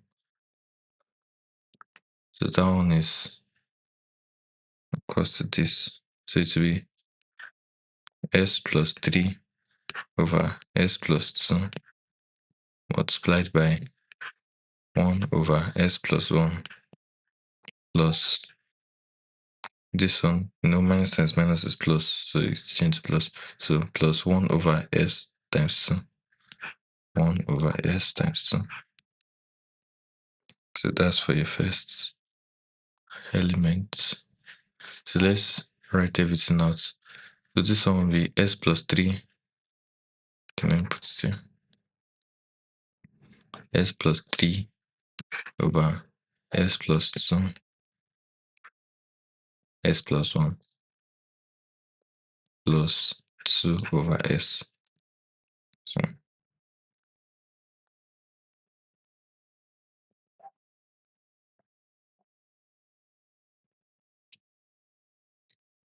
okay, so let's add this together. So our LCM is s plus 2. Let me write s plus 1, s plus 2. So if this one will cancel this, s multiply this, so it will be s squared plus 3s plus, okay, so it's now be s plus 1 times s plus 2 multiplied by 2. So let me write down out here. Let me solve it here. So we are multiplying s plus 1, s plus 2 by 2. Okay. So s times s squared plus 2s. Okay. 1 multiplied, that's plus s plus 2. Everything multiplied by 2 will give you 2s squared plus 4s plus 2s plus 2 times 2, 4. So adding this together, you have 2s squared plus 4 plus 2, that's 6s plus 4. So you write it here, 2s squared plus 6s plus 4.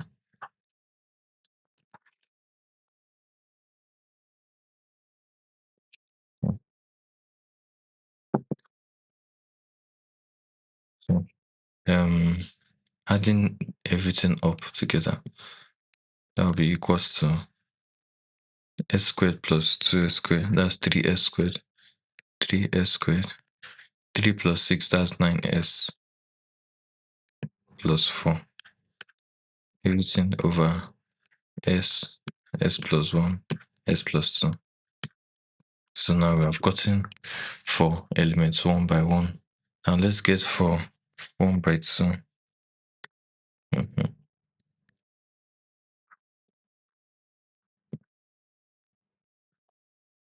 So to get for 1 by 2, coming so that we can all see the matrix as I'm solving it.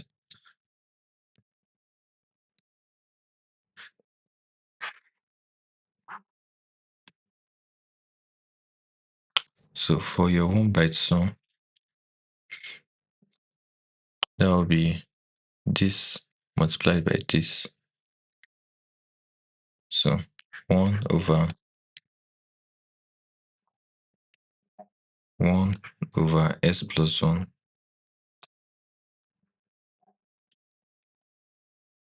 So that we will not get confused, I written this, I've drawn this out properly. So let me write it. So it will be this multiplied by this, because the first one we did this multiplied by this. So that will be, now let's start, s plus 3, s plus 3 over s plus 2 multiplied by minus 1 over s, then everything plus, let me move this, but 1 over s multiplied by 1 over s plus 2. So multiplying this, you have minus s plus 3 over s open bracket s plus 2 plus, you have 1 over s open bracket s plus 2. This is nice. You have the same denominator. So from here, it will be minus s plus 3 plus 1. This will give you minus s plus 4. No, wait. Remember the minus is for here. So the minus is for everything here, not for only s. So that will not make mistake. Yes. This is for only S. So you have minus S minus 3 plus 1. So that's over S comma S plus 2. So from here, this will be equals to minus S. Oh, we can, I don't know. Yeah, minus 2 over S comma S plus 2. So if we bring out our minus, this will be minus S plus 2 over S plus 2. Yes. So S plus 2 will cancel. Then it should be equals to minus 1 over S. So you have got it for elements 1, comma 2. So now let's solve for elements 2, comma 1. Yes. Let me drag this down so that we can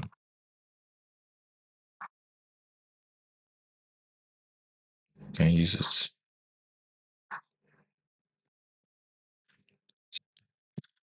For 2, comma 1, it will be minus 2 multiplied by this guy here. So minus 2 minus 2 open brackets multiplied by 1 over S plus 1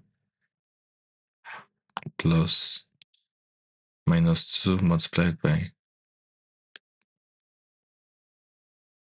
2 multiplied by to be 2 S plus 2 over S plus 1. So this times this plus this times this. So that will be equals to minus 2 over S plus 1 plus 2S plus 2 over S plus 1. Same denominator again. So this one will give you minus 2 plus 2S. No, should I bring it out? Okay, let me just solve it. Plus 2S plus 2 over S plus 1. So from here, your minus 2 will cancel your minus 2. So you're left with 2S.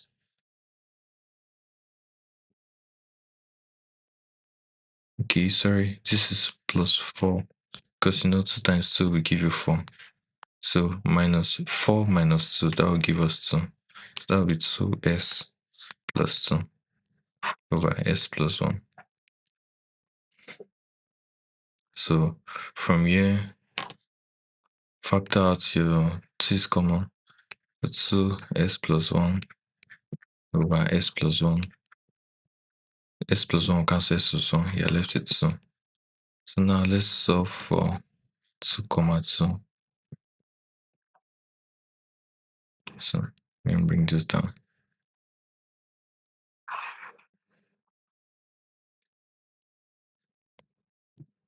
So for 2, comma 2, that will be minus 2 multiplied by minus 1 over S plus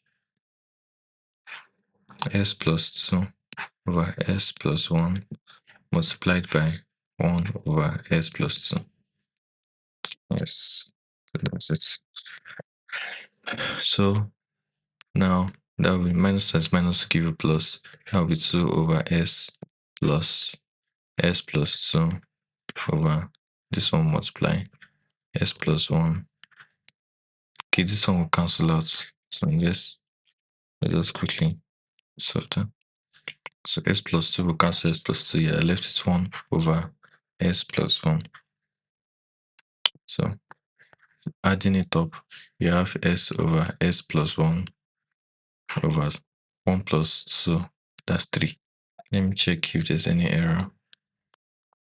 Yes, so the error is actually in the multiplication.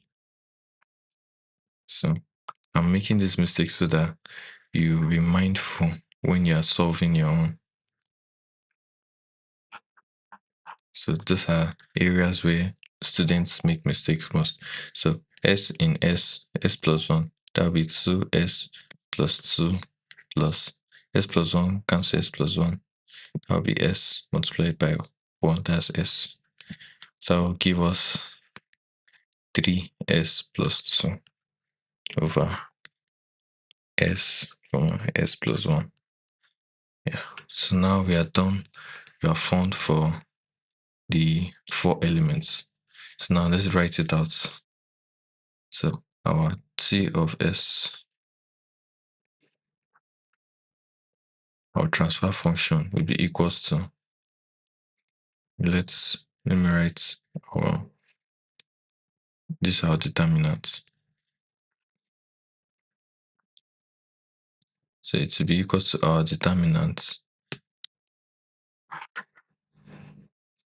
multiplied by,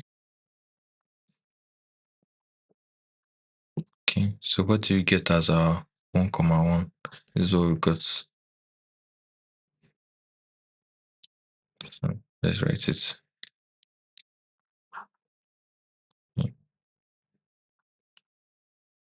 What do you get as our 1 comma 2? This is what we got.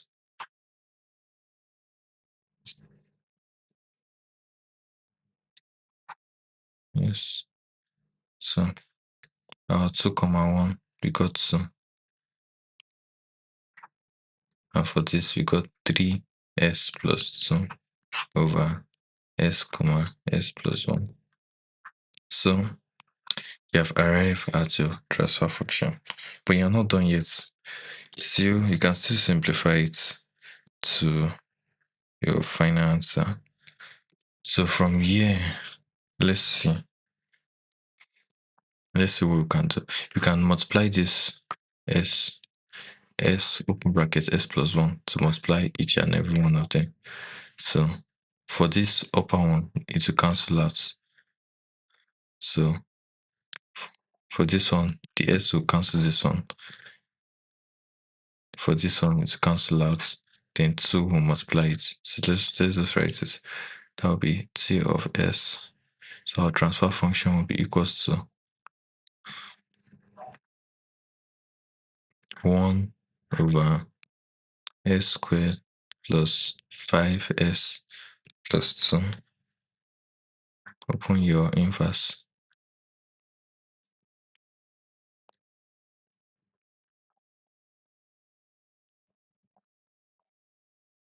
So if you multiply this by this, it will cancel out. So you're left with 3s squared plus 9s plus 4 over s plus 2. So for this one too, by the time it multiplies this, your s will cancel this s. You're left with minus s plus 1. Okay. For this one too, your 2, if your 2 multiplies this, you left, you have 2s s plus 1. Then this one will cancel. So you're left with 3s plus 2.